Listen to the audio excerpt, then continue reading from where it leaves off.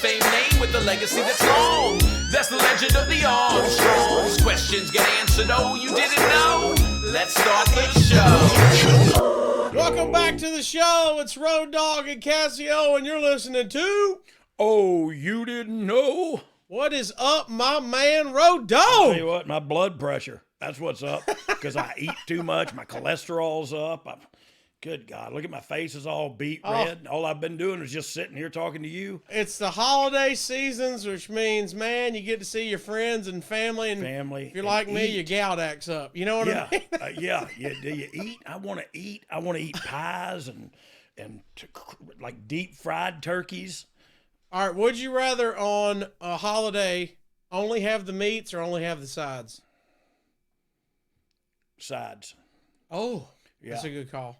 Yeah, because look, I love vegetables. I love some southern cooked home vegetables. Yeah, there's not too many that I don't eat. I didn't eat any when I was a kid, but now that I'm older and can appreciate the finer things in life.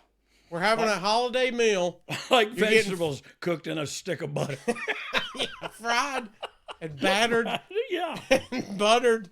Yeah. You get 5 sides. Only 5. What are you picking? Especially if it's like a Thanksgiving.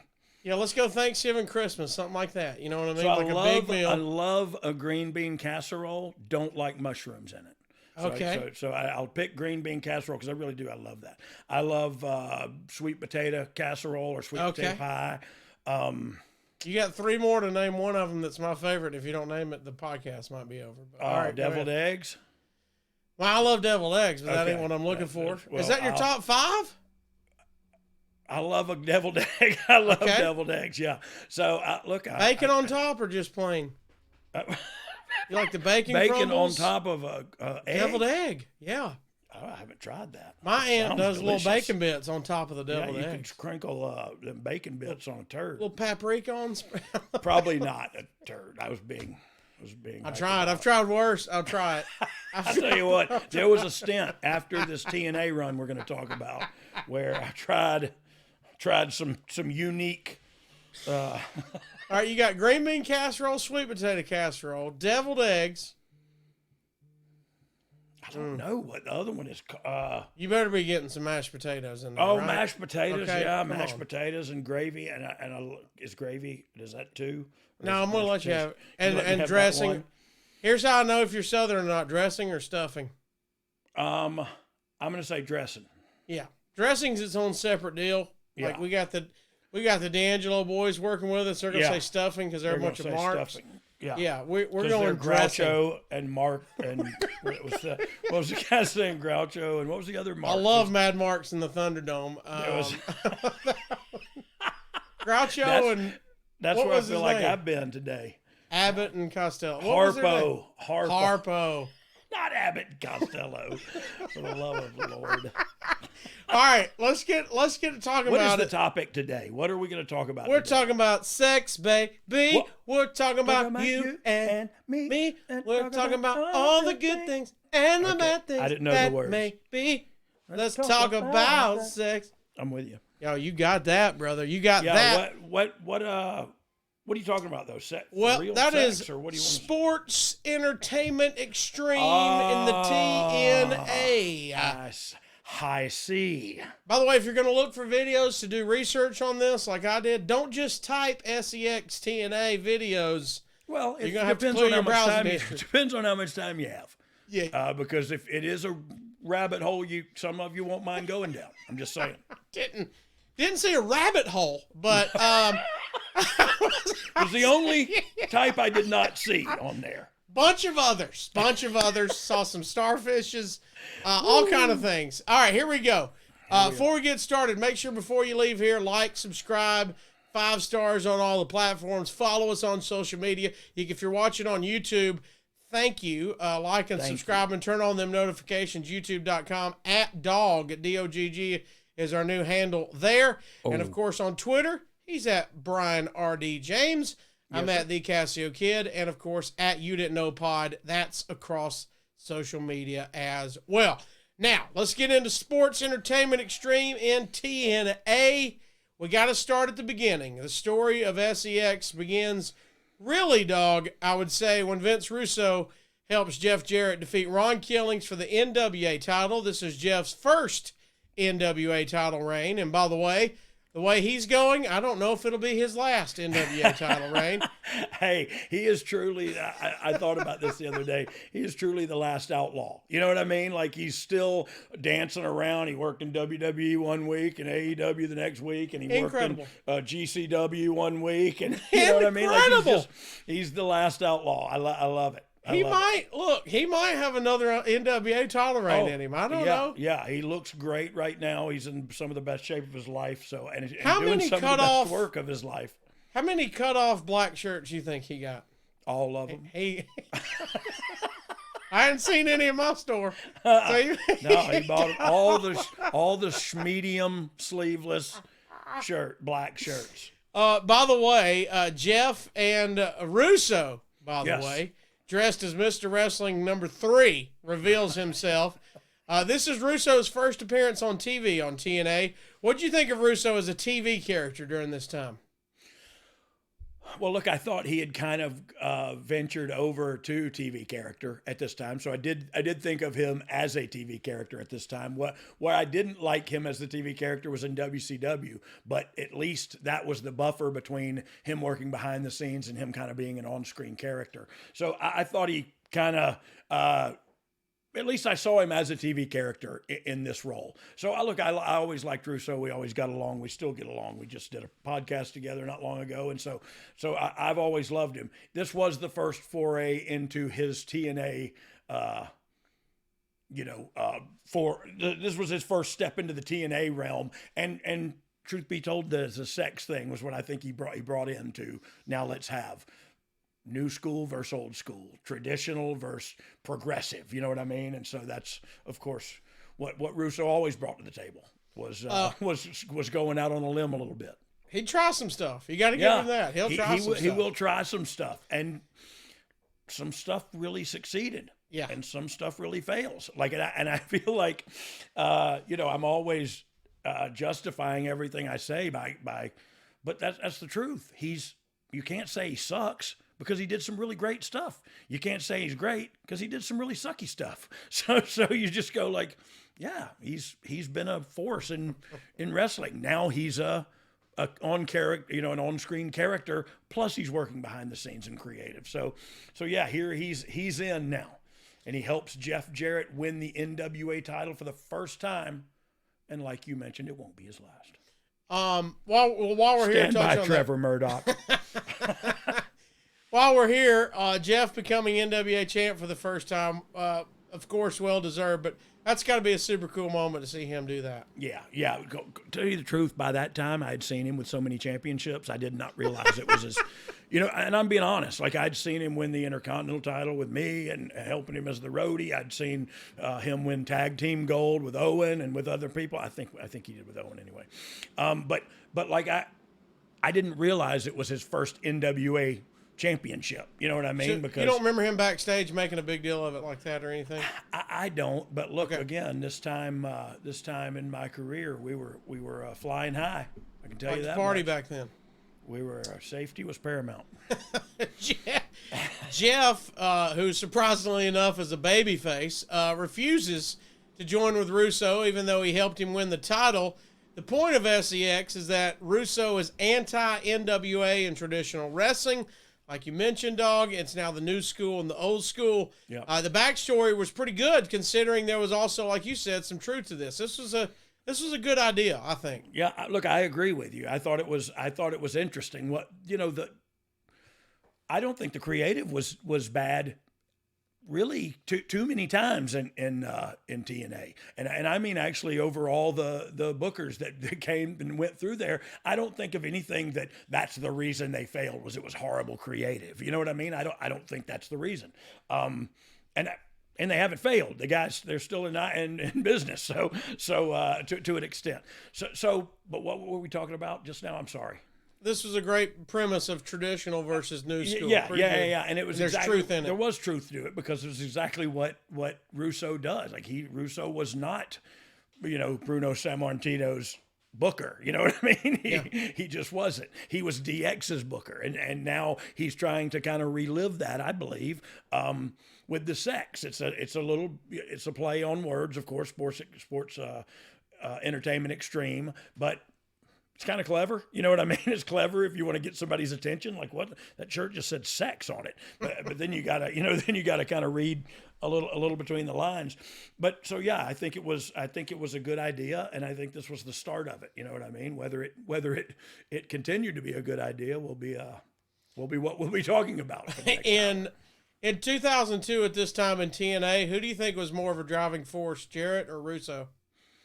I'd say Jarrett. I mean, Jeff owned the place. You know what I mean? Like, Russo just came in and was the booker, and I'm sure was a sounding board. Jeff was a sounding board for Vince and vice versa. You know what I mean? I believe that they worked together collaboratively well together a lot. And so but Jeff had the power. You know what I mean? He's got the power. You said. We know you and Jeff have had nothing but a great relationship, and you've said you and Russo have also had a good relationship. Mm-hmm. What was their relationship like? Any issues between them two, or were they working good together at this point? No, they were working good together. As far as I knew, they were, they were on the committee, so they worked together daily. As far as I wasn't on any committees. I probably should have been in a couple of them. And by committees, I just mean committed. Hey, can we get some committees for me, please? I'd like to be on a few more committees. Here's the deal. Russo would make this point clear on TV that he would try to take over TNA and revealed he would form a group to take over the company, Sports Entertainment Xtreme. I got to ask, Dog, S.E.X versus TNA. This isn't the type of stuff that's going to be mainstream, but do you think this is the type of thing that would get viewers at the time? They thought maybe we'll get them to spend $10 a week on a pay-per-view, though. Yeah. And look, that's the business strategy. The business model is the biggest thing to discuss. And I'm sure we'll dive into that momentarily. But for me, it's not mainstream. It wasn't meant to be mainstream. It was meant to be underground, some punk rock. And so to get edgy, even with the name, you know what I mean? Like S.E.X versus TNA. Like, it's definitely not going to be mainstream. But look, they weren't trying to sell it mainstream right then. They had this new business strategy they were going to try with the weekly pay-per-views. And look, I can't say they made a wrong decision, because all of the platforms have kind of moved in that direction. That's not where they landed, but this was early on. You know, this was what, 20 years ago? Yeah, that's incredible. So they were early, if you think about it, on rolling out that kind of business strategy or business model. And so it's kind of the way of the world now. Everybody has a subscription, weekly or monthly or something, to all kind of stuff. You know, so I think they were maybe out front, maybe too far out front. At the time, did you think it could be successful? Were you even worried about that model? Were you more worried on what your part in the company was? And, hey, what do I got to do? Yeah, I didn't. Look, I got a weekly check then, and that was what my Like you said, you were not on any committees. I was not on committee one. And if it would have been the committee to put the ring up or something like that. I was. This was no business call going on here. Yeah, and it's just a part of my life that I wasn't interested in the business aspect or the business that was Brian James. I wasn't interested in that either. It was about finding oblivion and living there until I didn't anymore. You're in the infamous TNA show on December 4th where Roddy Piper went out with a live mic. Oh, yeah. And got into a battle with Vince Russo. Piper claimed that Russo was the person who killed Owen Hart. Yeah. I know looking back at it, whatever your thoughts, but what's your thoughts there? Well, I mean, that comment itself is strong. You know what I mean? But look, look, I do believe Piper was one of those old school kind of hard knocks guys that felt like maybe Russo killed the business. You know what I mean? There was a lot of older guys that thought that during the Attitude Era, like, what is going on here? And now we're doing this. And so I could see Piper not liking him. And I don't remember this, to be quite honest with you. But when I was reading the notes and I went like, oh, I do remember something about Piper and him Piper almost beating him up in the ring or something. Like that's how I thought it was. But I guess it was just a heated promo. So you don't remember anything backstage where people were like, man, you shouldn't have said that, or no. even talking about it beforehand? Who was going to say that to Roddy Piper? Roddy Piper in the TNA dressing room. You know what I mean? It was. Hey, Roddy, I'd like to go over your promo with you, please. Yeah. And the same goes for, like, I can't imagine Vince came right back and went to Roddy and went, what was that all about? You know what I mean? So I'm sure he went his way and Roddy went his. Yeah. Me and Shark Boy were in the locker room. Gonna tell Piper to get his verbiage straight. Hey, Roddy, could you come over here for a second? Let me get this Finn out of the way. I'd like to talk to you about your promo. You were scheduled to be a mystery partner of Jeff's, taking on the Harris boys. Ooh. But of course, it's a swerve, and you come out late after you were taken out to save Jeff from the Harris boys. You would attack Jeff and help lay the boots to him, turn on your father. What? And hit Ron Killings with a chair. None of this and is then true. hug Russo. First off, I remember that part. I remember hugging Russo, but all that other stuff, I do not recall. I would never hit Ron Killings. Well, I was going to say first, you turned on Bullet Bob. Yeah. You had to know you were going to take a whipping from him. Yeah, well, look, anytime you do anything to Dad, would scare him, whatever, you're going to get hit or something from it. So I was definitely knew I was going to be, because I like to jump out and scare him, and he just starts swinging at you. Wait, what was your move? Just hide? Was it the jump out? And just go, ah! And he go, ah! He would just swing and cuss. And if you didn't run, you're going to get hit with one. I would pay so much money. I'd pay $10 a week to watch you scare Bullet Bob once a week. Just to see that? Yeah. You know what? I would too. I'd utilize that a lot more than I do that daggum 1999 car wash that comes out every 2 weeks. All right, next. You're taking on Ron Killings. We said there was going to be some truth to this, and we didn't know it was going to be our truth. You're taking him off. You're in a chair match. Yeah, that's got to be a typo. And you lose. A chain? Hey, let me ask you this. Is it not a typo? I think it's a chair match. Was I in a chair match? Like, that I don't even know how that makes sense. I'd love for that. I'd love to see that. We'll have to get our crack team on this. Because I'll be honest. You mean our team that's on crack? Yeah, I wasn't deep into the TNA with you and Ron Killings in the chair match. No, honestly, this. when I read that, I thought that's got to be a typo or something. Like no way. If somebody slings a picture up with you, and are y'all both chained to a chair? How would a chair match work? Well, that's what. Let's talk about it, because truly, I have no idea. So are you both chained to a chair? There's no parameters as we speak. I have no reference point, so we can do it however. We are the masters of our own destiny. We're creating this. We can do it however we want to. This is my first booking meeting. I'm really pumped right now. Yes. So for me, I would no, because you got to use a ladder then. What if the chairs? I'd hang a chair above the ring. Okay. But then it'd have to be ladders. It'd have to be chairs and ladders and chains. Oh my. and so I don't know. What if the chair was chained up to like a post, and ever unchained it and hit the other one? Yeah, but I think the chain has got to be around my neck and his neck, right? Or at least, you're chained somewhere. Maybe that's a dog collar match. I'm thinking of. We've already got maybe we're chained to the wrist.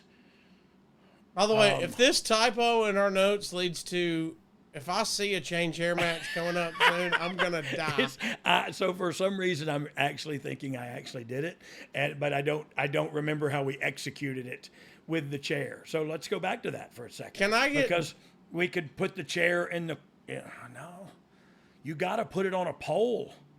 I need, Bubba Creed and Axiom in a chair match. I need this. Who's Bubba Creed? He's on NXT. Which Creed is he?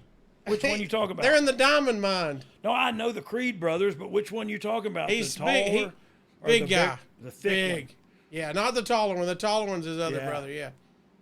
He just did the 5 minutes with. He just had that match a few weeks ago with. I missed that one with Julius. But hey, both of those kids, Axiom the Creed can go. brothers, oh man, Axiom was. So Axiom, when I worked down there, was going to be a different person.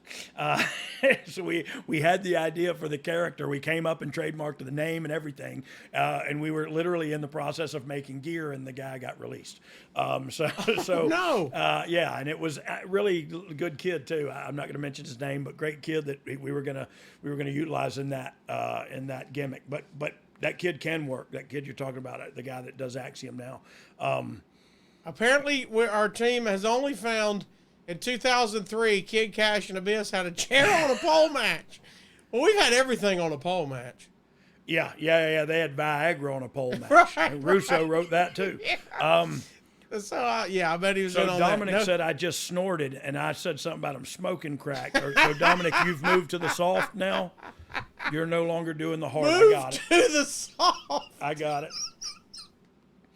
So, well, buddy, so he's if you've moved to the soft, you need to check out our friends at Blue Chew. Okay, look, we're going to come back to chain on the chair, Matt. I don't think it matters at this point, but no, it does not at all, because I don't think it's true. I don't think I ever hit Ron Killings with a chair. I'm saying, well, there's not even evidence of it. Were you in a chain match with him? We have people on crack looking through the emails and Twitter handles right now. They can't even find. Yeah. They can't even find. If these dirt sheet riders can't find it, nobody will. No, nobody can. All right, let's move on then. December 18th, the group was born, and this is the talent roster. This is the group Sports Entertainment Xtreme. This is the roster. Go. Well, I'm going to give you the name. You give me one word, okay? Okay. Maybe two at most. All right, here we go. Christopher Daniels. 3 words. 4 Professional. Words. Okay. Elix Skipper. Acrobat. I was going to say athletic, but I think it's like he's. By the way, he's cat-like. His stuff where he used to do the 101 kilograms and under title instead of saying cruiserweight to really rub in the Canadian stuff was great. Loki. Man, so I am going to use a few more words. He's a tough dude to figure out, and we'll talk.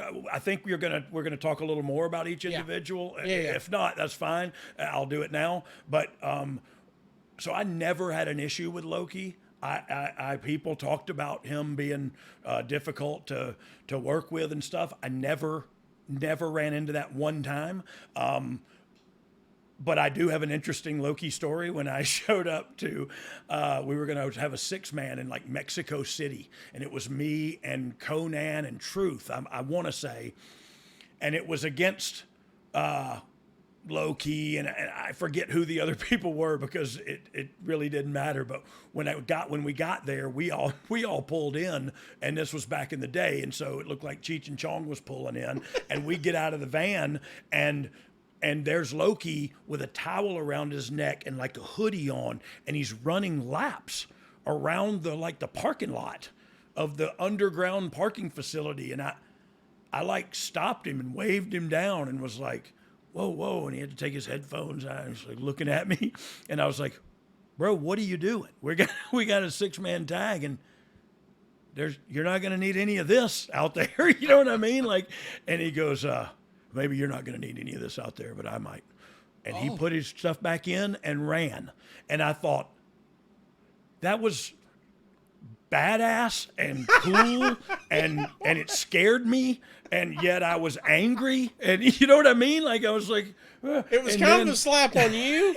Yes, like you said, it was a real badass. It was cool line. Yeah. Like I walked away like, okay, all right then. Oh yeah. And in the match, he did put me in a hold that I could not have gotten out of if I had a key ring. I couldn't have got out of this lock. And thank God he let me go, and I got. But that wasn't. He didn't put me in it and hurt me in it. He just put me in it and held me in it. You know what I mean? Like there's a difference. Like I couldn't have got out if I'd have wanted to. But I respect that. The dude's got mat skills. You know what I mean? Like I don't. But always a good dude. Keep going. I'm sorry I halted. No, well, let's go. Let's break them down then. Christopher Daniels, you said professional. Yeah. Did you know him before this or his time in TNA? No, I did not know him before. And if I did, I apologize, Chris. But I met him and got to know him in TNA, and that's where I really got to appreciate what a great guy he is, a good human. And a great wrestler. Like he gave back. He always was trying to help everybody put their you know what I mean? Like that's why I said professional. I couldn't think of I didn't want to say nice dude. You know what I mean? But that's what he was. He's a really good dude who loved wrestling and gave his all and still giving his all somewhere. Yeah, still you know working with younger guys. Yeah, doing exactly what he was doing even then. So yeah, just a great guy all around. Like we hit on it, Elix Skipper, Fountains of Fame in WCW. He was part of Team Canada, which was really underrated when all those cruiserweights were there. And he was a cruiserweight champion. He called it the 101 kilogram and under championship. And the first half of the WCW Cruiserweight Tag Team Champions with Kid Romeo. What were your thoughts? Were you surprised he never latched on in the WWF after WCW closed? Yeah. To be quite honest, I'm surprised he didn't continue on wrestling somewhere and doing it at a high level, because that's the kind of guy he was, and he was at that level. I don't know if he was, if he needs somebody to talk for him or if he was a good promo. I didn't hear him talk a lot, and I didn't get to know him like, say, I did Chris Daniels. Just because I don't know why that is, to tell you the truth. He just wasn't as upfront and vocal as the others were. He was kind of a shy dude, so I didn't get to know him like I did the others. But what an incredible athlete, man. I'll never forget him walking down the cage and doing a Rana into the ring. You know, it's just like we freak out when Undertaker walks down the ropes and hits somebody with a single axe handle off of it. You know what I mean? And this guy's doing it. No hands. Look, Ma, no hands across a cage top, just an incredible athlete. Yeah. Loki, you mentioned a great story. He also had a reputation sometimes of being difficult to do business with. Yeah. You never had those issues though yourself. No, I didn't. And I saw him not that long ago. It may have been at, in Nashville or something where I saw him not long ago, and he's still a good guy, still got smiles and hugs, and you know what I mean? Like everything, I never saw that side of him. But I know that he was serious. He was a lot more serious than I was. And everybody's more serious than I was. Groucho Marx is more. Bret Hart's more serious than you. Well, way more. But hopefully Shark Boy will shoot him straight and we'll knock this out. Let's talk about the Harris boys, Ron and Don. You go way back with the Harris boys. Look, we look like triplets. Look at that. That's a great shot. If you're watching on our YouTube, if you're not watching, we've got a shot up of Dogg and the Harris boys. Yeah. Just talk about your relationship with them. Well, look, they do. I worked with them in Smoky Mountain. I worked with them in WWE. I worked with them here in TNA. So, we do go way back. Big boys. Probably 30 years now. You know what I mean? Probably 27, 28, around there. I'm not good at math. But yeah, we go way back, and we have fought together, and we've fought each other, and we've fought other people, and you know what I mean? We've been down the road together. And so anytime I get to see them, get to talk to them, anything, still to this day, it's a special thing. And so this was cool for me to get to work with them during this time, because we were all kind of fat, lazy, and redneck. And so we would just say, hey, what are you going to do in this when we run in here? I'm going to go to the floor as quickly as I can and get to the back. Who's funnier, Ron or Don? Well, I don't know. Because they have two separate. I was going to say Donnie, but Donnie is so dry. That's why I think he's funny. Okay. But Ronnie's a little more quick-witted. So there's different kind of humor. So it's hard to judge who's like the funniest. They're also very much alike. You know what I mean? So how do you separate them when you like? You got to know something like one of them's this way. No, you just know after you get to know them for a minute, you just know. You know what I mean? And you I think pick one in the shoot fight. Who is it? Oh, Donnie. Oh, Heavy D. I don't know, man. I don't know. There's something about him. He's a little more laid back and a little more. He's the guy that punches first when you're looking at his brother. You know what I mean? Okay. You know what I'm saying? They're because his brother's taller and you better keep mouthier. your eye on him. Yes. Okay. Look, you better be looking over here at the one that looks just like him, because he's the one going to dot your eye. And so they go. Yeah, we go way back. Those dudes. Sonny Psyche. Sonny Siaki. Sonny, that's what I said, right? Yeah, you said it. I nailed I was that. just repeating it because I love I hearing think the word. I nailed it. Sonny Siaki. Yes. He was talked heavily about being the new Rock in TNA. Yeah. Did you ever see that? What do you remember about that buzz? So I remember the talk. I remember the dude. He was a great kid, and he was a good-looking kid, and he could work, and he was. I'm not sure what his nationality was, but he had darker skin, like his Sonny Siaki is his name. You know what I mean? He was Polynesian of some kind, and I'm probably butchering that, and I apologize. But he was an islander of sorts, and a good-looking, beautiful kid. You know what I mean? And so I understand the comparison, but don't you always hear like, oh, it's a kiss of death when they go, he's the next Stone Cold. He's the next Rock. He's it's the kiss of death, because nobody wants a next Rock. We want the Rock. Yes. And we wanted him to be, and he's the Rock. And so what I need you to be is somebody different. You know what I mean? And that's, I feel like it's always the kiss of death when they put that kind of stuff on you. And look, I see why they put it on him, but it didn't pan out. And then everybody kind of seems stupid. You know what I mean? It's like, oh, he's the next Rock. No, he's not. He could be Sonny Siaki, and he could be a great character with Sonny Siaki, a great wrestler, and you know what I mean? Like, we can build off of that. But once they say you're the next somebody, you're screwed because you ain't nobody. You know what I mean? It's like that in all sports. You hear he's the next Jordan, the next Kobe, or whatever it is. He's the next Tom Brady. Yeah, he's the next so-and-so. And if you're the next such and such, then you ain't even you yet. You know what I mean? And as Hall of Fame status as you get, you still not as, they still go, well, he's supposed to be the next Jordan. He's supposed to be the next Rock. So if you don't get on Rock level, to them, you didn't make it, which is not the case. And that's, look, the platform that you were trying to promote and push this kid on, to call him the next Rock it was not going to happen that way. You know what I mean? Like, that's all there is to it. The nights are getting longer, but the breeze isn't the only thing that's getting stiff. That's right. This episode is sponsored by our friends at Blue Chew. Guys, we all know that confidence can take you far in life. That's especially true in the bedroom, especially when it's time to step up to the plate. And that's where Blue Chew comes in this holiday season. Blue Chew is a unique online service that delivers the same active ingredients as Viagra and Cialis, but in chewable tablets and at a fraction of the cost. You can take them anytime, day or night, so you can plan ahead. You're going to be out and about. You're going to be ice skating. You're going to be snow skiing. Whatever the case may be, you will be ready whenever an opportunity arises. And the process is simple.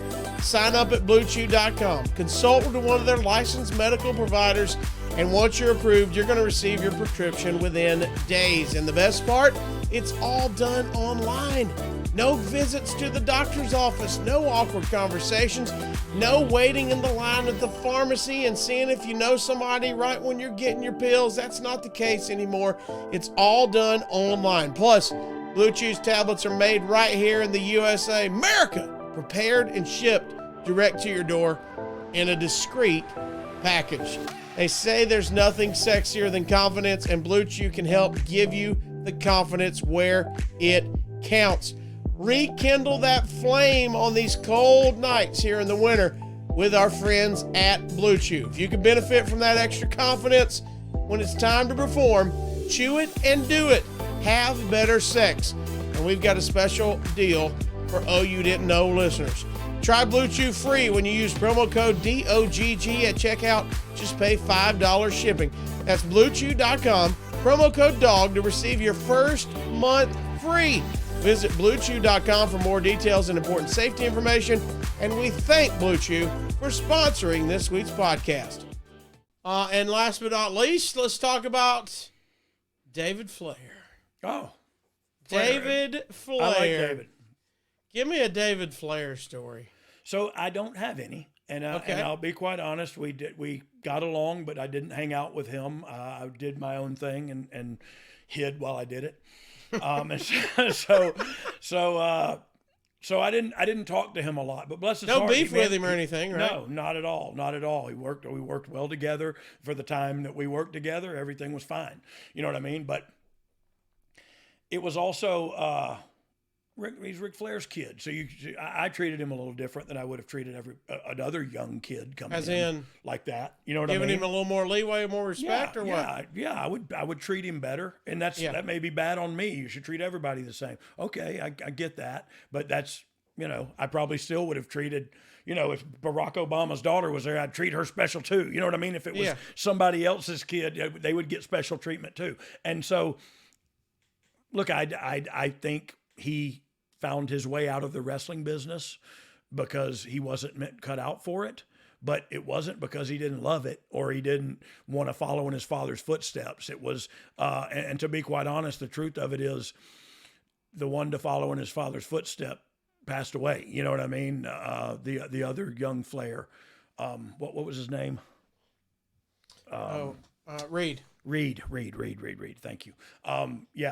Reed had the mannerisms, had the athleticism, had it. He had it all to literally be. Well, here I go again. The next Ric Flair. But you can see something in him at an early age.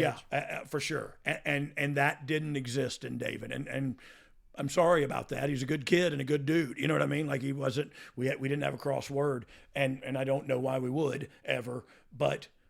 This wasn't for him, you know what I mean? And that panned out quickly, I thought. Flair's daughter turned out pretty good too. She's all right. Seen her? Oh, I've heard of her. Yeah, what's her name? Raleigh. Yeah, I think something else. Greenville.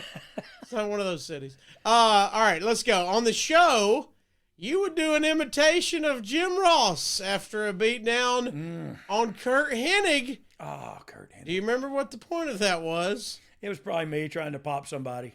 You know what I mean? Honestly, it doesn't sound like I wouldn't. You don't remember any big beef or anything? No. It was just time to Not do at that point. Yeah, it would have just been to try to pop somebody or something. You know what I mean? Would you like to give us your best JR impression? No, I wouldn't. I'm not good at it. I don't remember doing it, to be quite honest. What does JR call you? Does he call you Dog? Road Dog. Yeah, he calls me Road Dog. Yeah. I saw him recently too. It was actually a really good time seeing him. You would also go on to defeat Killings in a Falls Count Anywhere match after X would attack Killings. You've mentioned before, and you can say it again, you always enjoyed wrestling with Ron. Getting in the ring with Ron. I enjoy doing everything with Ron except for wrestling. No, I love wrestling Ronnie. I love wrestling with him. I love wrestling against him. And he was young then too, and I was kind of old and out of shape, so it was really fun to wrestle with him then as a tag team partner. But yeah, I always loved working with Ronnie, man. He's such a great athlete and such a human to be cherished. You know what I mean? He's a national treasure, and I believe that with all my heart. While we're here, we got to mention in early 2003, Mike Sanders would join S.E.X. in the quest to take over TNA when he attacked Killings and Jerry Lynn in a tag match against you and Don Harris. Thoughts on Mike Sanders? So I thought about this as I read through the notes too. Thank you, Derek. But I read through and I thought, Mike, I think was like 5 or 10 years too late. I really think or maybe he was just in WCW at the wrong time, because I feel like Mike was a guy that backstage was really funny and entertaining, and his work was good, and like given a bigger, better platform for him, I think he could have done something, because he really was a funny, clever, quick-witted guy that could cut a good promo. And I just think, like, he came up in the power plant, and it was more about wrestling and wrestle where the big boys play or whatever, And so it was different. It was aimed differently then. And so if Mike would have been a little few years before or maybe after, I don't know. I felt like he started getting his opportunity there with Russo, because Russo identified this guy's funny, he's entertaining, he's smart, he's clever. Let's utilize him somehow. So yeah, I just think he got short end of the stick, I think, with the way the business kind of folded and unfolded. And by the way, stand-up comic tours the tour, going all over the place doing stand-up comedy now. Did you know that? Is that right? Yeah. I did not know that, and it fits perfectly though. I've seen he's done a bunch of the clubs that I work at as well. I've seen his name on the list, and really? Haven't had the pleasure of meeting him. But shout out to Mike Sanders, very funny guy, like you said. Hopefully we cross paths soon too. Hopefully we're in a town where you can come see one of our shows, and I'll come see one of yours. Not you, Casio. Yeah, I didn't know who you were talking about. I was like, man, I feel flattered all of a sudden. No, I wouldn't go to one of your shows. Save my I'll life. open for Mike Sanders. Let's have the Oh You Didn't Know comedy show. Yeah, it's the above average. Above average is the name of the night. He's above average in humor. Yeah. Do you remember at this point? I think I know the answer, but was there a long-term plan for you at this point? Were you even thinking long-term? Who cares? Yeah, that's what I thought you were going to say. Again, you were just sorry. working week to week. Yeah, man. And I know that's, I don't know, for people who are in recovery, I know they totally understand what I'm talking about. Right. But people who aren't can't understand it. And I thank God they can't. But it's weird to sit here today and think of things that I did back then, and they turn my stomach, and oh God, I wouldn't do that to save my life today. But when you're on drugs and living like that, you can justify just about anything to get the next fix. And so that's where I was during all this long-term story. Just look, next week, that check better hit the mailbox. That was my long-term story. I think too, though, for us, and especially that follow you and know that how involved you are behind the scenes and what your career turned out to be. It's kind of crazy for us to think at that point. We didn't know you then, so it's weird for us to even think.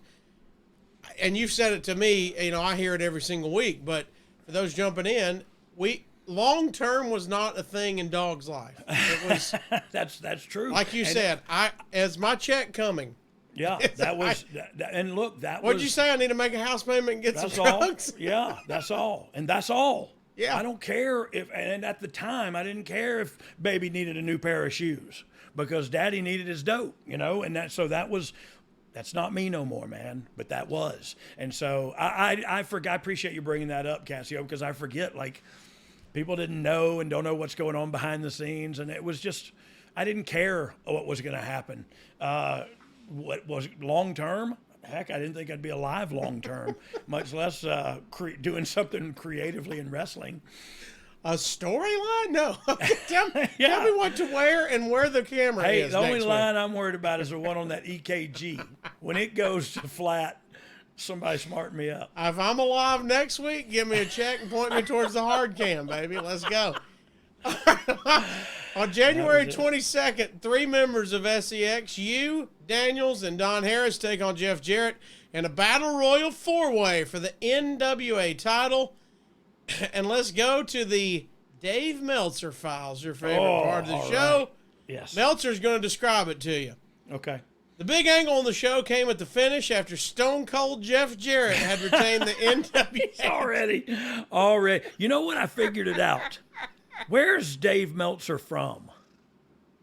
Oh, he's got something about Is he Southern. Philly? He's got something about Southern wrestlers. Southern he's people. Cali. He's Cali. Yeah, there you go. Yeah, all that's the where Southern he lives stuff. now. That's where he lives now. Is that where he's from? Is he an OG Cali boy? For some reason, I thought he was Philly. Anyway, he says it seems like Philly is what I'm saying. If the DeAngelos will get off the soft stuff, they can Nope, they're both doubling down on San Fran, California. All right. Always. I just feel like it's not just me and now it's Jeff too. He's already his first line of his report. He's jaded and one-sided. Jeff Jarrett. Yeah. He said Stone Cold Jeff Jarrett had retained the NWA title in a 4-way with Battle Royal rules over Don Harris, who got a sick-looking hard-way cut near his eye from a chair shot by Jarrett. Yeah. Christopher Daniels and B.G. James in a bloodbath, as the faces had Jarrett, who bled profusely, with what would be, with that word being an understatement, bled profusely. He says on their shoulders celebrating, Raven ran in, DDT Jarrett, and took the belt. This sets up a feud between the two of them. Mm-hmm. First off, do you remember this match? Do you remember Don getting cut open? Yeah. I do remember this because there was blood everywhere, and I didn't want any of it to touch me. Was that the plan, or did it just happen? Well, Jeff was going to get color, but Don wasn't. Yeah, he just got opened up with that chair shot. But it added to it. Yes, it did. It's now the biggest one of the opponents is dinged. You know what I mean? So you can play into that in the match and how you construct it. I love you. You just didn't want it on you. Yeah. No, gross. It's somebody else's blood. What if they pooped what if they pooped all over themselves? Do you want that on you too? If we had to go back and keep record, what person has had the most blood on you? Test. Their blood. I drank Test's blood. On purpose, or just got it? Not on purpose. Oh no. He slid into the ring to attack DX, and his face hit the bottom rope, and it shot him back to the floor like a goddamn bow and arrow.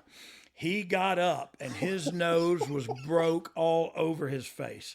And the idea was for him to slide in and beat up DX. Oh no! Like that was the stories in Baltimore. Well, he can't beat you up after that. Well. He slid in, and I grabbed him and pulled him right on top of me and told him, just start hitting me. You know what I mean? And as I was yelling and telling him to start hitting me, his blood was dripping straight into my mouth. Yeah, it's the one. Look, I remember that distinctly because it grosses me out to this day. And I didn't sell any of his punches. I just rolled over. I'm a gag now. Get it out of there! I was just spitting over the edge of the ring. Just trying to. Oh, God, I'm a gag. Hold on. Road Dogg's top 5 holiday sides. Mashed potatoes, sweet potato casserole, green bean casserole, and Test blood. Oh, it's like cranberry sauce, kind of. That was disgusting. Yeah. I don't know where that story came from. Oh, no. Second of all, in that match, Raven gets a gigantic pop for running in. Did you think you three losing and having Raven come in and cut the group's knees off? What did you think about this at this point? No, I mean, I didn't. I knew Jeff's next big story was with Raven. You know what I mean? They're bringing Scotty in to do the angle. And so, look, I know that everybody thinks, and a lot of wrestlers today do overthink everything and go like, oh, man, we lost. And now they come in and he comes in. And yeah, we're not on top. We're not the champions. We're not in a story. We're just this heel faction that can kind of be done anything to. So for one thing, I didn't think it worked past S.E.X. versus TNA, like old school versus new school, old line versus new line. You know what I mean?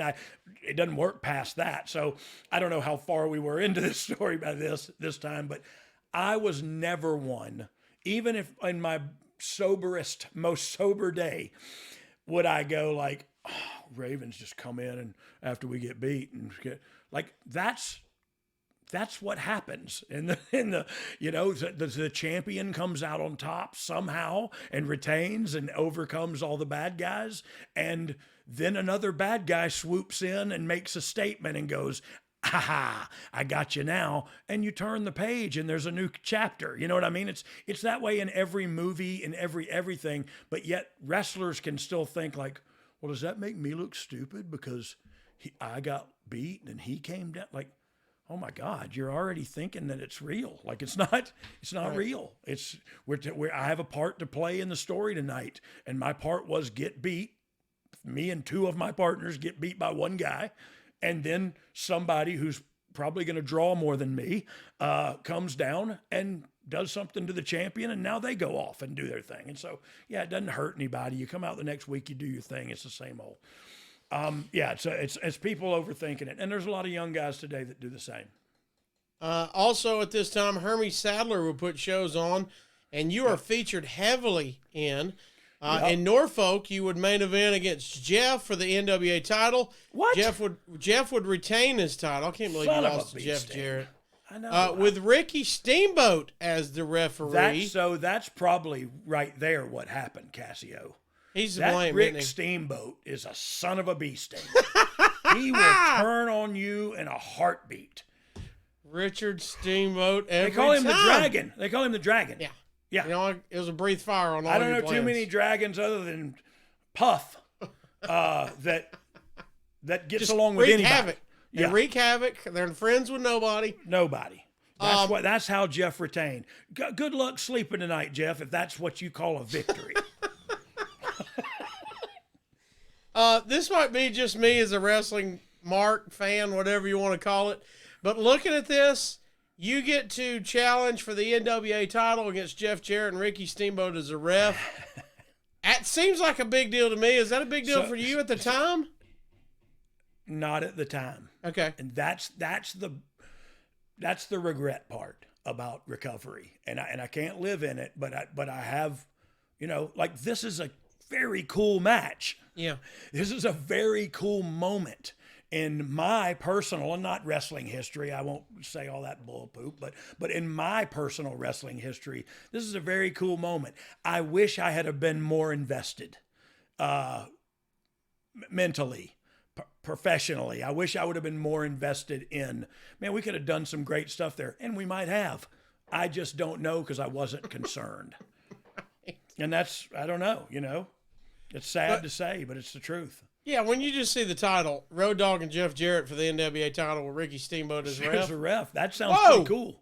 Whoa, I mean, look, sign me up. Meltzer's not going to be, he says, the only guy that gets over as a referee, but I think it's kind of cool. Yeah, you got a chance to get some stars because Steamboat's in there, and maybe Jeff. Ooh. No. Stone Cold Jeff Jarrett's out of the box, too. While we're here, Hermie Sadler, NASCAR drivers who we're talking about. If you don't know who Hermie is, he's a fellow podcaster as well. Yep. Leaning I right did their and turning podcast left. with them. I did their podcast with them, actually. Do you got any good Hermie Sadler stories? So I have a great Hermie Sadler story. Oh, come on. And this was back in the day. Look, Hermie's a great person. Hermie's a great human being. And that's the truth. And always has been. I had a run-in with Hermie one time, and it was totally my fault. And I was under the influence and being an a-hole, and I said things I regretted and I didn't mean, and I had to apologize to him and make it right again. We've never been better than we are right now. But so Hermie Sadler, during this period of time, he was also doing, he's doing these shows, but he's also doing autograph sessions and kind of just feeling his way out in this wrestling stuff and where he could make some money. So he flew me to, I guess it was Richmond. It's Richmond, where I think it was Richmond anyway, where the racetrack is. And so we were going to the races because I was going to sign autographs in the infield, and something else was another show the next day or whatever. So he flew me in. I landed early, so we had the whole day to do nothing before that night. We had to go do the show or the signing or whatever it was prior to going to the race. So I start drinking. Like, we go get barbecue at noon, and I start drinking. And I'm talking about drinking. And at 5 o'clock, I was unconscious. You know what I mean? And he got me home and put me in a bed, and I was asleep in Hermie Sadler's house and sleeping this off so I could go do my signing that night. And Hermie comes in and wakes me up. And when I open my eyes, the whole room is surrounded with Virginia State Troopers. What? And I mean, there's 8 or 10 Virginia State Troopers in the room with me as I'm asleep in bed, and I open my eyes to see that. Now, needless to say, I'm hungover. I was drunk.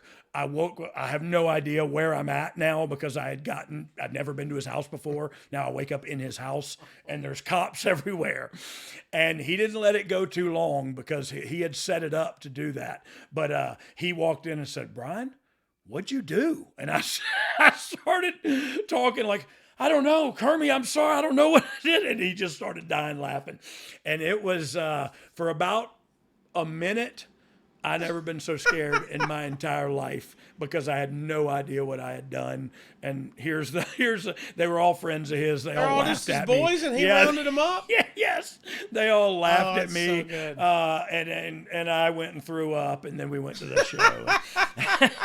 But Hermie's he's got a great family too. His brother's a race car driver now, as well. And so yeah, just great people. The Sadlers from Virginia, great people. Let's keep it going. As we go on in the storyline, you would then defeat Buff Bagwell on another show. No way. What was it? What? No way. What? That you got a W or Buff you was beat the Buff? Stuff, bro. Buff was the stuff. And ain't no way. I'm double stuff now, but I wasn't even the stuff then. How many? How many different humans have you seen shave Buff Bagwell? A bunch. I've seen me do it before. You've shaved him? Not his private butt? Netherland, not his region, but his back. Yeah, I've shaved. You've many shaved back. Buff Bagwell's back. Yes, I've shaved a lot of people's backs. Thanks to our friends at Manscaped, probably. Probably. 'Tis the season for clean balls. Fa la la la la la la la. Yeah. Our friends at Manscaped are helping you clear your driveway for safe travels this holiday season. From stocking stuffers to white elephants, Manscaped's products are at the top of every wish list. Grab some crop mops for your pops or the body buffer for the holiday lover. When this year's white elephant gift and help all the men in your life go from eggnog to nice hog this December by going to manscaped.com and using code DOGG, D-O-G-G. That gets you 20% plus free shipping. Manscaped is a one-stop shop for all your holiday needs. They have the perfect gift in the Platinum Package 4.0, plus loads of little presents perfect for stocking stuffers. So what better holiday gift than giving the gift of good hygiene and a few laughs? Manscaped offers a handful of their liquid formulations, shampoos, body washes, upstairs and downstairs deodorant, gels, exfoliants, absolutely everything they could need to keep it clean. So don't let their chestnuts roast in the wrong boxers. Get them a pair of Manscaped boxers, specially made to keep the area cool and provide holiday comfort all year round. And now that you've gifted them the perfect privates, go beyond the grown with Manscaped's full body product line. Dad has nasty nose hairs. Save his life with the Weed Whacker nose and ear hair trimmer. The Shears 2.0 is their full kit for nail care with scissors, clippers, tweezers, and a file for the traveling man. Plus, there's the new Preserve Cologne. That brings a light, breezy, woodsy feel to your woods and gives that fresh tree scent even after the Christmas is over. And if you're still using a loofah, lose it.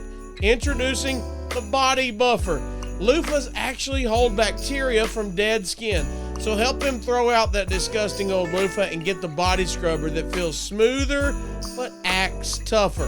Lastly, top off the stocking with the crown jewel for their family jewels, the Lawnmower 4.0. The electric razor's advanced skin-safe technology is a life changer and known for reducing nicks and cuts on his Santa sack. Manscaped is here to make holiday shopping a blast, giving products they'll love and make them laugh in the process. You can get 20% off and free shipping with the code DOGG, D-O-G-G, at manscaped.com. That's 20% off with free shipping at manscaped.com and use code DOGG. Manscaped, for a perfect gift that will be the holidays' biggest hit. And we thank our friends at Manscaped for sponsoring this week's podcast. There's multiple wrestlers. Hey, look, wrestling's weird, okay? Just get used to it. I was going to say, multiple wrestlers have said they have seen his mother shave his nether regions. Did you ever see that? No, I did not. I have heard that, but I have never did I see that. But you've shaved back. Well, look, a lot of times people will go, "Hey, will you just run this over?" It's weird. It's wrestling's weird. Have you been shaved by another wrestler? Did Buff shave you? No, I wore a shirt. Oh, good call. So I didn't have to shave because I braid my nipple hair. So never mind. That's going to be a bonus show as well. Yeah. That's our new T-shirt. Hey, what were we talking with about? Braided hair coming down. Kind of like a Viking That's braid. the Virgil McDivitt. You can just do Viking braids on the nips and not even say anything. One time in Germany, the strongest man in Austria, August Schmeisel. You look up that name, August Schmeisel. Right. I don't know if I want that in my Google history. He's judo champion of like the country of Germany and one of the world's strongest men also. And August Schmelzer? What do you see? What do you say? Schmeisel? I don't know how to spell his last name. I thought it was Schmeisel, August Schmeisel. But look, huge German wrestler, strongman, judo guy. Great guy. One time had a match with him, messed up a spot. He just threw me all over the ring after that. Like he just got all crazy and just chunked me everywhere. And it was horrible. But like, then he was like, "I'm so sorry. I did not know what to do." I was like, it's okay. I'm not dead. But one time in the shower, he said, "Will you do my back?" And we were in the shower. He's so big and tough. I just did his back. I didn't know what else to do. I just scrubbed his back. He had a loofah. It was his loofah. I mean, this is a real shower, like you're both naked. This is a real shower. We had both done our match, and we were in the shower, and he said, "Will you do my back?" And I did it. And after he left out of the shower. And I did it. Yeah, I did it. I don't know what to say. I am owning it. You know what I mean? After I got out of the shower, it was a little bit of the library book or whatever, where I just kind of cried and scrubbed myself really hard and was like, "Oh no," chewing a lot of gum. It's like, why? Why were you chewing gum? You just said you did his back. You should. Well, how do you think these things start? I was going to say, you should have said, "All right, I'm going to get that back, but you're going to have to condition this nipple hair after that." I was about to put conditioner in my nipple hair. It's 2-for-1 body wash. You can just keep scrubbing if you want. Hey, if anybody likes this. By the way, August Schmeisel that's not a thing. Hey, it is a thing. We can't find chain chair matches or Augustus Gloop or whoever you said it was. They don't exist. August, I'm telling you, somebody listening to this, someone I've within paid for an August Schmeisel before, the sound of my voice. By the way, a July Schmoozle way better than an August Schmeisel. Yeah. If you've got a chance. Because of the Fremunda heat. You think it's Augustus or August? I thought it was August. Schmelzer. You think it's Schmelzer? It's not Uncle Dave Schmelzer. Schmelzer. You sure he's German? I could be Austrian. Austrian? I don't know the difference because I did. Smart. I don't know the difference. Well, they're two different countries. Well, good. Now I know the difference. I found August Schmolzer, but he was born in 1958. He's an actor. He was in Schindler's List. That's not him. I wonder if that's his real name. Oh, he had a fake? He might have. Was it really just Don Harris with an accent? And you didn't recognize him? No. Somebody will know. I'm trying to think. Where'd you work with him at?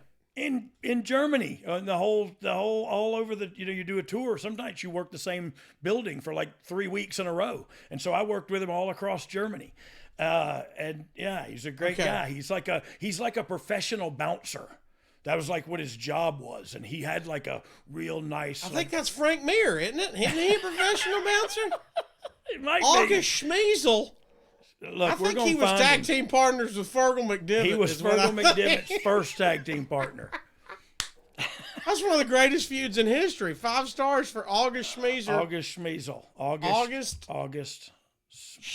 Say his name. August. I'm messing it up now. August. Okay, never mind. Let's go on.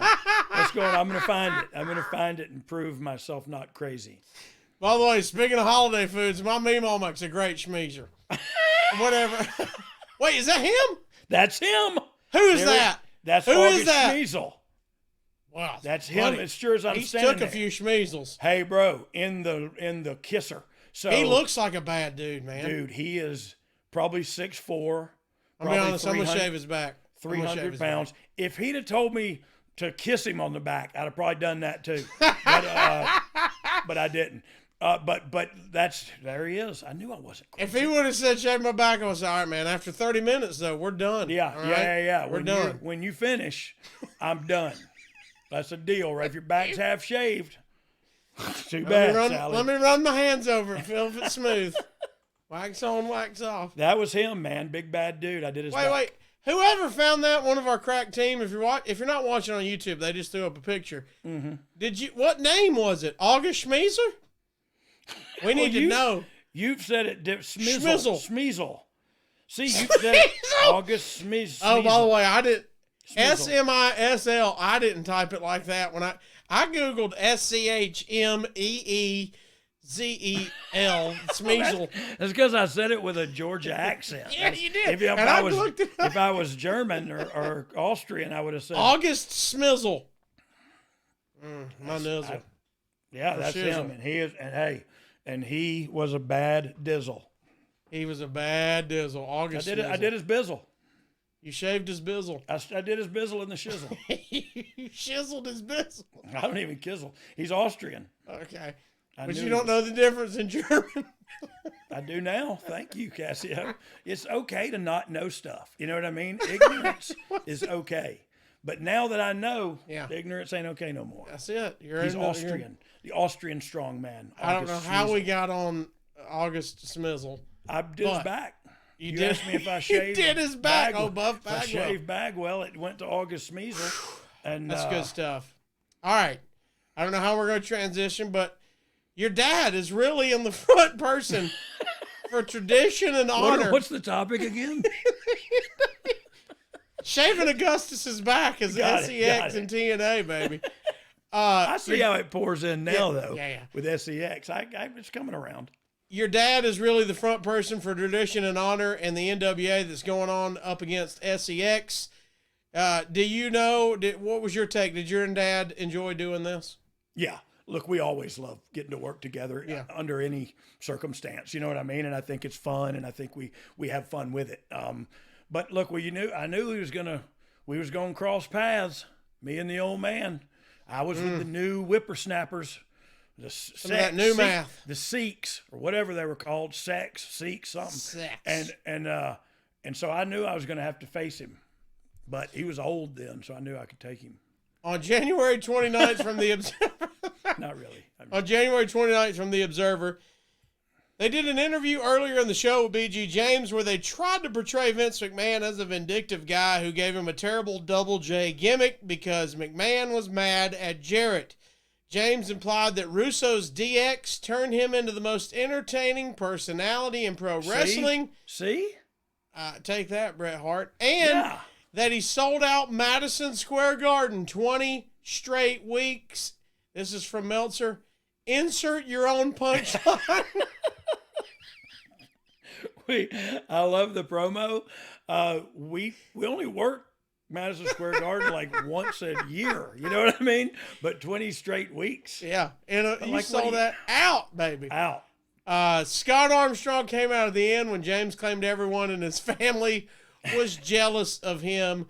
Where does this creative come from? Is this Russo? Is this you guys getting together? What are your thoughts on this? It was always Russo and Jeff, whoever the booking committee was at the time. Sometimes it's one person, sometimes it's more than one. But like I'm sure it was them, and I'm sure it was trying to figure out a way to separate me. Like I couldn't just do that with my dad and brother working there and not have any closure with that. You know what I mean? Like I felt like we had to do something, even if it's just, I don't love you anymore and I run away. You know what I mean?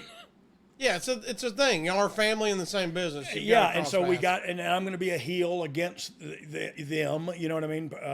Not specifically them versus me, but against the authority. And so we got to do some kind of disconnect, you know. And this was what we landed on.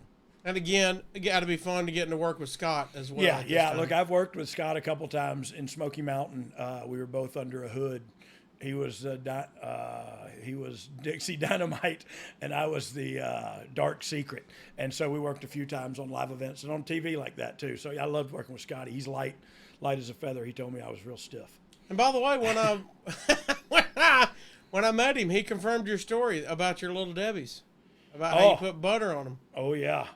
Yeah. Well, which one did you do? Honey buns? So honey buns. If you spray that spray, like I can't believe, August Measles says I can't believe it's not butter. and then see, I told you Smeasel was going to come in handy. Then I would spray it on the honey bun, and then about 12 seconds, maybe 13 seconds, because it takes 3 seconds, I feel like, to get going. In a microwave. And that thing comes out hot and buttery, like the red lights on it at Krispy Kreme. Yep. Yeah, see, I saw you and Scott at StarCast, and you looked at him and said, hey, what do we do with honey buns? And he goes, well, you put butter on them and put them in the microwave. And I thought, this is incredible. It's the best. All right, next week, well, in the storyline, you put someone over in a big way. This is big for you. Oh, yeah. This is from The Observer. Tenacious Z debuted on the national stage, and they gave him a win over B.G. James. What? The story on him is that when he was 8 years old, he lost one of his legs from the hip down due to cancer. While in the hospital, true story, he was visited by Hulk Hogan, who inspired him to become a professional wrestler. It's a very weird deal because on one hand, he deserves probably more credit than anyone in the business for what he can do given his handicap. He has 3 impressive spots, which are one-legged drop kick, the leg lariat, and the Asai moonsault. And how he gets so high and does these moves is phenomenal. But on the other hand, because of his limitations, he comes across more as a novelty attraction. I've heard everyone loved him and his attitude, and I think he should be able to get legit mainstream pub for what he's been able to do. I would have expected a much bigger crowd reaction when he pinned James. Ref Scott Armstrong, feuding with his brother, kicked his brother low to set up the inside cradle finish. Oh, he didn't hit me with the ahi tuna moonsault? No, he got you with that old inside cradle, which you love. Those will get you. Those hurt worse than an outside cradle for sure. Hey, I'm just glad he didn't get me in the single leg Boston Crab. The single leg. Hey, Boston so Crab. Zach Gowan. Tenacious Z. Tenacious Z. Come on. So let's talk a little bit about Zach Gowan, because Zach Gowan's an incredible person with an incredible story. So at this time, everybody did love him and everybody did adore him, and I was happy to put him over because I thought, what a great story, what a great dude, you know what I mean? Like there was nothing, so I had no problem putting him over. I think it helped, Scotty got back at me, and this was kind of, I think too, if I recall correctly, this was kind of the end of me and Scotty and me and Dad. Like it was, okay, he got you back. Now we're done. Now we can work separately. And I could be wrong about that because I was high. But where were we at? What were we talking about? I'm sorry. Zach Gowan, what an incredible story. So great guy. So then he gets an opportunity at WWE. I think it was WWF maybe at the time, but then he got on drugs and stuff real bad too. And so very interesting story about how everybody then did not like him, and he was got a real bad name for himself, and it was because of his drug addiction. So you fast forward to today, he's giving speeches around the country at high schools and stuff about drug addiction and about just life and accepting your life as on life's terms, you know what I mean, as it's handed to you, and what a story he has, overcoming cancer, losing a limb, becoming a professional wrestler, working with the WWE, WWF at the time. Holy mackerel, what a success story. Becoming an addict, overcoming his addictions, so the kid just keeps coming out on top, and kudos for him or to him for that. But nice, super nice dude. Super athletic dude. And look, what I love is that Meltzer can go on here and say, look, he's got some great stuff. He should be considered a great, but he also is just a one-night fling. And everybody goes, oh, yeah, he was open and honest about it. I do that, and they forget the second part, I guess. I don't know. That's how I feel anyway. A lot of people, if they're just casual fans or maybe in and out, they also remember him and Brock Lesnar, where Brock threw him around good. Yeah. So everyone, if they're a wrestling fan, they've seen Tenacious Z at some point. Sadly, at this time, just weeks after being in TNA, Curt Hennig has passed. You've talked about how instantly he clicked with you and your family when he came into TNA. But just talk about that time when you hear of his passing, and if you remember when you talked to him last. What do you remember of him?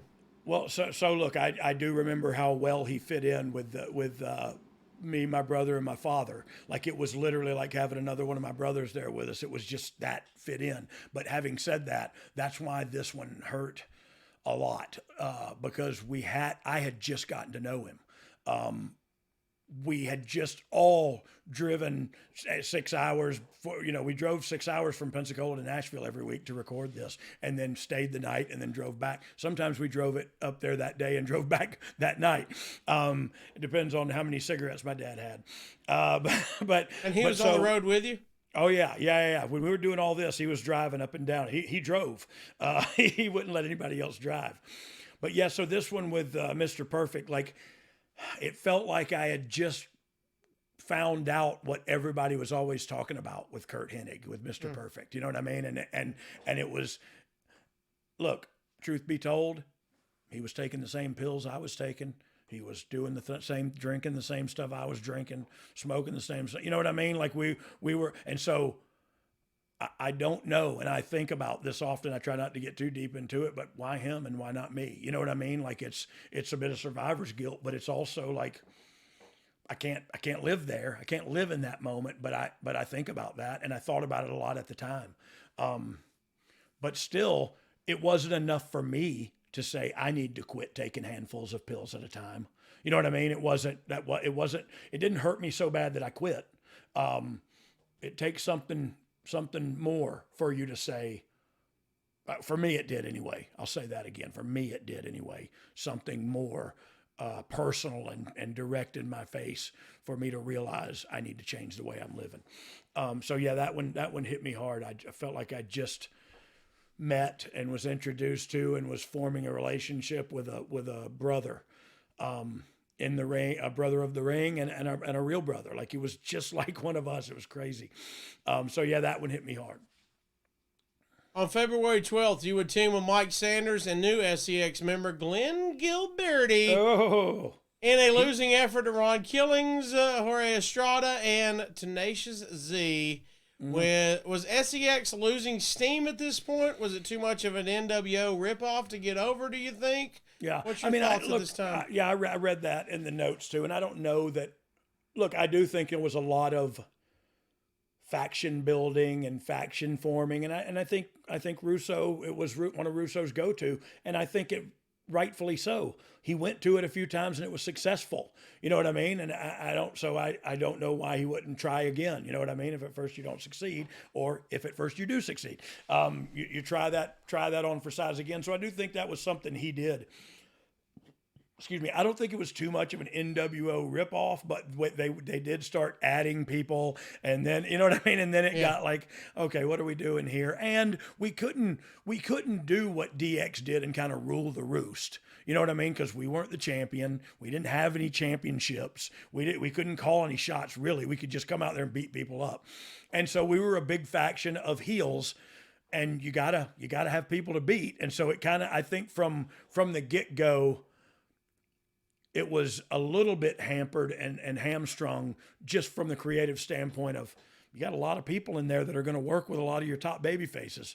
You can't beat them all the time. You know what I mean? They're going to have to do some jobs, and that's what we were doing. And if it was losing steam, yeah, maybe. I don't remember. I was just doing, if I got told to do a job, I'd do it. If I got told to win, I'd do that too. But I mean, also, I mean, I know the importance and the popularity of NWO. I get that. I'm not going to downplay that. But also, there's factions now. There was factions before NWO. Yeah. They can only fight if they're a heel faction. They can only fight the baby faces or the authority, so to speak. So I don't think every faction's an NWO ripoff that's happened since then. There's always going to be a heel faction. Yeah, I agree with that. And look, and this is going to sound braggadocious, and I do not mean it to, but we were some of the bigger guys that they had. Me and Ronnie and Donnie and I forget who you just said I teamed with, but Estrada, Tenacious D, Ron Killings. You were with Glenn and Mike Sanders. And Mike Sanders. And so look, they just brought them in. They were trying to do something with them, so they're putting them on TV. Yeah, they're beating them, but they're putting them on TV and trying to establish this faction. So, look, it's just like I say, sometimes people get over through defeats. If you think about Austin Theory, working on TV a bunch, having great matches, hadn't won any of them. I don't think about that. And this is where I'm going to anger more people is Austin Theory is putting on some, as the kids say, bangers. I like my bangers with mash, but that's just me. These kids are saying they're putting on great matches. And so don't you get over by having great matches? If wrestling, hear me? You hear me? I'm going to say it again for you in the back row. If wrestling is so good and profitable and marketable, then why isn't his ability to wrestle greatly getting him over? I would argue that it is getting him over. The kid's a stud athlete, good looking and can go. Sure, he's losing some matches. So has Seth Rollins. So has, you know what I mean? Everybody. And so, I don't know. Get mad at me, internet. Well, I was just sitting here thinking, I mean, I didn't even realize as a fan watching, I didn't even realize he's lost a lot of matches. I mean, that goes to your point of... It's because of his character is getting established. I know he's going to come out and fight top guys. Yeah, I know he's the top guy. I know what the whole deal is. He's going to put on great wrestling matches. And so, to me, and also, and I know this is a little dated now, but he lost the briefcase. To me... He had that briefcase. That was the thing that kept his heat for me. Now I don't want to see him lose so much because to me, you got that briefcase. You could beat me every day till Sunday. But at the right time, when that champion is down on his luck just enough, here I come. And that's all you have to say in every promo. Don't forget you got beat last week. How do you feel about that? I feel like I'm the youngest ever Money in the Bank winner, and I'm going to cash this in and become the champion. How do you feel? You know what I mean? Like it's all you got to say. And anyway, so that's in the past. But my point was he's putting on great matches, man. It doesn't. I love watching his matches, and I will watch it next week when he has a great one, and I'll probably know he's going to lose, but I don't even care because he's going to have a great match, and I like watching wrestling. And if you don't, then you're listening to the wrong podcast, I guess.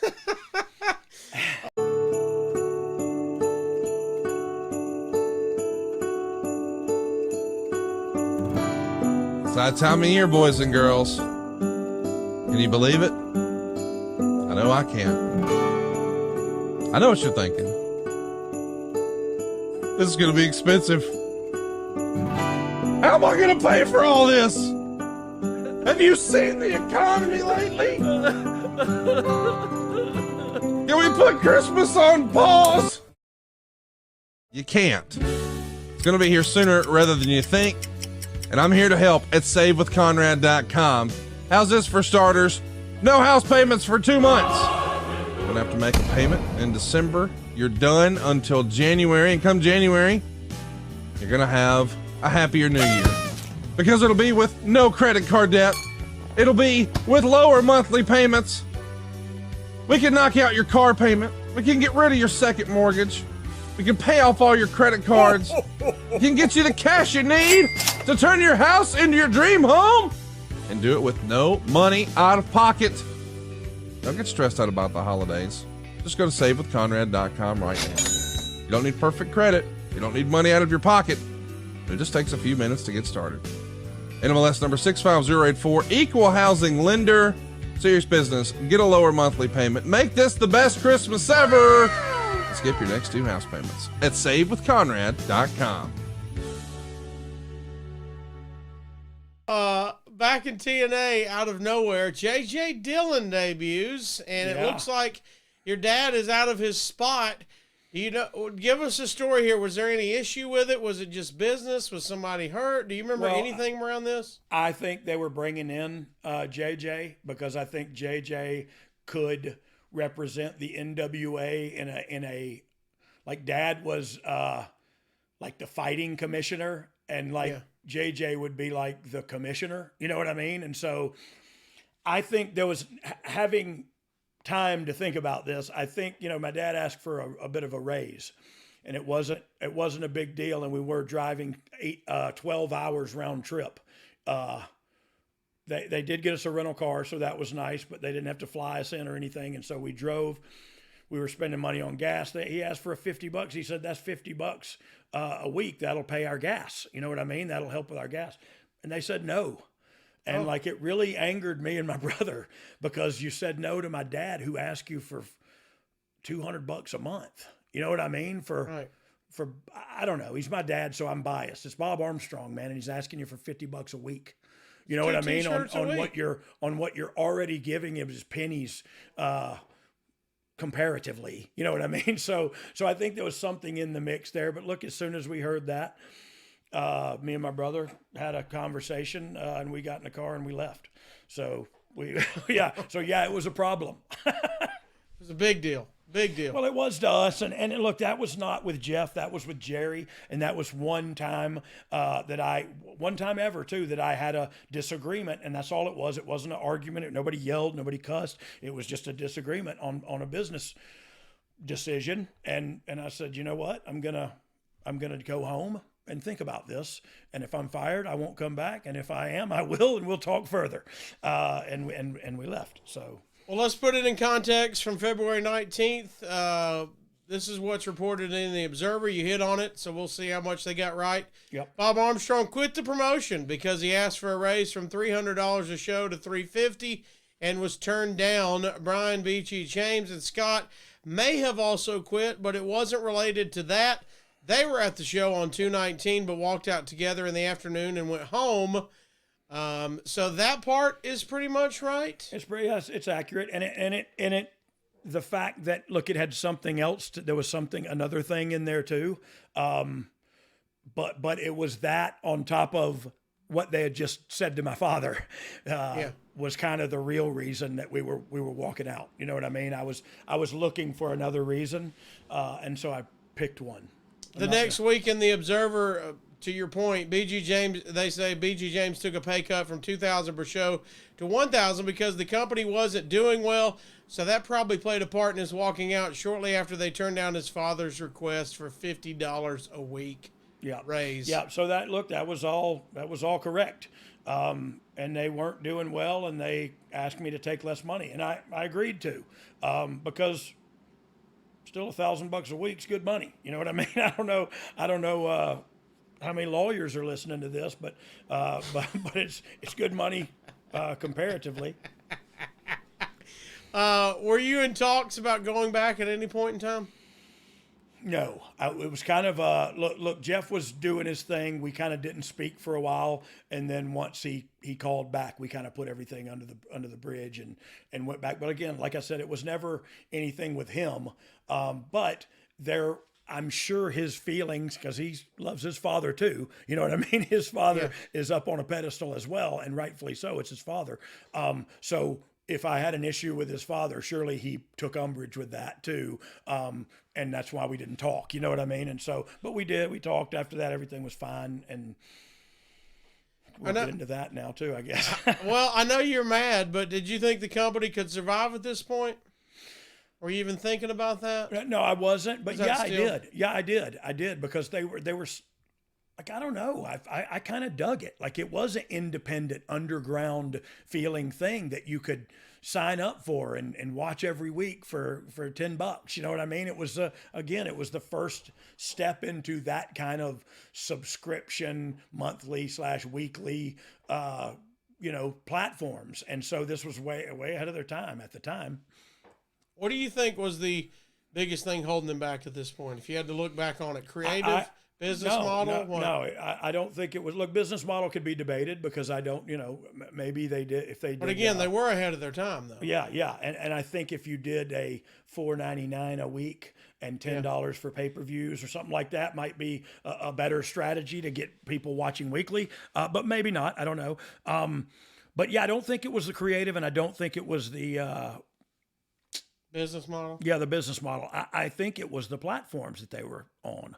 Like they just weren't getting mass audiences. You know what I mean? It was not a weekly big cable channel. Right. Until they went on and got the deal with Spike. Excuse me. It was. I mean, nobody saw what we were doing, so we could do anything we wanted to. You know what I mean? So it was just, to me, it was the platform that it was on, and then when it got to Spike, I felt like everything was going good, but then the leadership turmoil started. So then I think a house divided cannot stand. What made you go back? Jeff finally talked you into it? Did somebody else get involved? Yep, I mentioned it earlier. Yeah, he called me and said, "Look, I want to use you." Look, Jeff is above and beyond one of my biggest fans, and I'm humbled by that. I feel bad about it because I'm not worthy.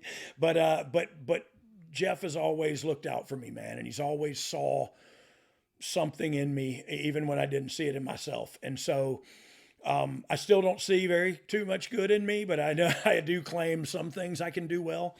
None of them keep the lights on, however. But I do wrestling all right. But again, so what was the original question? I'm talking about Jeff Jarrett. Jeff got you back. Yeah, he called. We talked. Nobody else involved under the bridge. Yeah, nobody else could have been involved either because I wouldn't have talked to somebody else, and I wouldn't. You know what I mean? It was. Do you remember anybody trying, or was it just him? No, it was him, and it may have been Dutch. Dutch was there at the time. Dutch may have tried and said, "No, come on." He just said, "We want to use you as more than just a talent. It was an opportunity for me to be an agent and a producer or whatever." And so. Yeah, the time was right, and I needed the money. You know what I mean? It wasn't, things hadn't changed. I just was doing independent shows during my time off. You would return on May 28th to be a part of the tag team tournament to team with Conan to defeat Sandman and Siaki. You let everyone know that you're a part of TNA and not S.E.X. What was the change here? Yeah, because S.E.X. was gross. They had STDs. Stuff. I don't know. I think it was just, hey, he's back and he's a baby face. He's not with these guys anymore. You would lose next week to James Storm and Chris Harris when the Harris brothers would interfere. America's Most Wanted was a hell of a tag team at the time, weren't they? Hell of a tag team. Yeah, I loved them. I loved Beer Money after that too. Come on now. Yep. You're teaming with Conan here. What was this the groundwork being laid for 3 Live Crew? I don't think we knew it at the time. Okay. I don't think we knew that at the time, but I do think we were kind of a little clique, and I hate to use that term, but we were kind of the 3 of us hung out, and for those of us that know the others, for those of you that know us, probably could figure out why we were hanging out together, but we hung out a lot together, and it was kind of seen, and it was like, Conan has always been tight with Gilbert, with Disco, and with Russo, and with Conan was tight with a lot of people. Conan's really smart dude, to a lot more than just wrestling, and so he gets along with a lot of people who can have high end conversations that are sometimes above my pay grade. But Conan might have dropped some hints in there, but this, I don't think we were doing that at this point. This was just like, hey, that was cool. You know what I mean? Let's maybe pitch this something to here. Maybe the seeds, but not openly talked about. We weren't talking about it yet. From the Observer, a vignette was taped where B.G. James would be confronted by the Harris twins for being a Southern redneck who is friends with Killings and Conan, which would have led to his run-in, helping them beat the twins. For some reason, the vignette didn't run, which made James's interference not make as much sense, although he did team with Conan in the tag tournament. Do you remember any memories on why this didn't air? I do not remember, and truth be told, I would probably hear about that. Look, when you're producing television, you get to air time, and things have to be cut. You know what I mean? And you go, okay, what I can see, just like they did. Well, dang, he teamed with Conan last week. You know what I mean? So I can see them going, we don't need that. Lose that. That now I got a minute back right away. You know what I mean? On my television show. And sometimes when you pre-produce them or, post-produce them, you have to lose stuff for time constraints.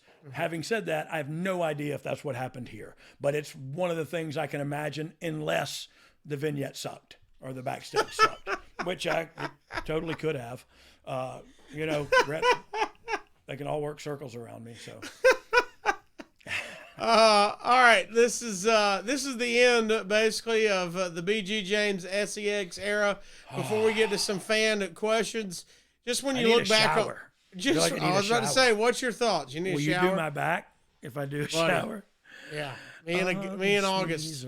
August Measle do my back. Yeah, we messed up a spot in the match, and that's when the smart thing to do is slow down and create some distance between you and the other guy so you can look in the other guy's eyes and like settle and go, okay, let's lock up again and we'll get back on track here. And instead of that, we screwed the spot up. And before I could even get up off my feet, I was being flung over his head in some judo manner that I just went. One time he threw me right through the ropes out onto the floor and I didn't even touch anything. It was just I thought you were talking about the shower spot. I didn't know. No, this is you were like, we locked eyes and then locked eyes. Oh, yeah. Well, when we locked eyes, look in the shower spot, we locked eyes too. And that's just when I put my head down. Weird. I put my head down and went to scrubbing his back. And I ain't even upset about it. Buddy, when they threw that picture up, I went, I'd shave his back. Yeah. That's all I needed to see. If that guy looks at me. Hell, I'll shave your front. And this looks like a job for Manscaped. Sorry. All right, let's get to some fan questions. Let's get to some fan questions here before we get out of here. WWE Master 2018 says, any discussed or pitch members for S.E.X. and TNA that didn't happen? We tried to get X-Pac. Tried to get X-Pac, but he wasn't. They were not paying everybody a ton of money, and Kid was still making money, making good money. At the time, the pay wasn't right. Yeah, it wasn't right for him. And that Kid's always been good about that. Kid's a good businessman. Look, people are good business people. I just wasn't one of them. You know what I mean? All right. Jeremy Priest, he's a top guy. Yes, he says, at You Didn't Know Pod on Twitter. Damien, I think it's Damien. He's related to Damien. Is that his brother? Damien Priest's brother. What was your favorite group to be in, and why was it S.E.X.? Well, I mean, DX is your favorite. What's second? S.E.X.? No, Three Live Crew. Three Live Crew might be my favorite, to be quite honest. Oh. It's hard to say that from a popularity, from a business standpoint because of the vast pay gap. You know what I mean? For lack of a better phrase. But from an artist standpoint, like the starving artist where you're just enjoying your work and putting stuff out that you'll enjoy. Yeah. I loved Three Live Crew. Man, there's some stuff we did at the trailer park and in the hood and in the just vignettes we did with Three Live Crew that were classic. And just fun to be a part of, you know. So don't get me wrong. I had a blast in DX and that's where I made my butter. But I had a really good time doing Three Live Crew. And last but not least on the fan questions, MMX Punk, was there ever a time you guys as a group considered having a sexy party? And are we going to have one here on the Dogg Cast? Well, what was his name again? His name was MMX Punk. His real name is Michael M. I don't know what the X Punk means. Double M. No, we will not have any sex parties on this show. Sexy parties. Oh, my bad. Sexy parties. I have bad hips and and not a good ticker. So I'm not going to be doing any of that. By the way, I'm down. And you're down for sexy parties. Slide my DMs. I'm coming to all sexy parties. Sexy party's my middle name. All right. Within a month, like we said, this was the end of your run. S.E.X. would break up and be disbanded, and we would never see or hear from them again. And like you said, you were about to be transitioning into one of your favorite parts to your career, 3 Live Crew. Yep. And next year, dog, we're going to get into that. We'll get into 3 Live Crew. We got to have a 3 Live Crew we gotta episode, have a right? 3 Live Crew. Yeah, I would love to try to get those guys on with us if we could. Oh, yeah. Yeah, I did Conan and Discos. Maybe they could return the favor when we get there. Also, by the way, speaking of future episodes, when I got to sit in and pinch hit for My World with Jeff Jarrett. Oh, yeah. He suggested we do a military-only episode. Oh, wow. Just about your military career. Well, I don't think people would be that interested to do a whole episode on it, but I maybe. From what I've heard, you've into some incredible stuff. Yeah, there's a lot of You've been in some crazy spots. Yeah, there's a lot of crazy. Oh, we're in a tight spot. Remember?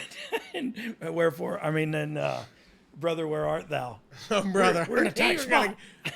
We can't have a podcast without you getting a No Brother reference. I love it. I love it too. Well, isn't it just a geographical oddity? 2 weeks from everywhere. Oh, what a great movie. If you haven't seen Oh Brother, Where Art Thou with George Clooney. You're a dapper Dan, man. And the other two guys. The other two guys. John Goodman was great in that. Oh, John Goodman was great in it. Yeah, a lot of great cast. We're going to get into future episodes as well about DX turning heel. Oh, we were heels. It's 1999 and Triple H is the WWF champion. When Hunter needs some heaters, well, he turns to his old friends, and it's X-Pac and the Outlaws. And now it's Stephanie instead of Chyna, so look for that in a future episode as well.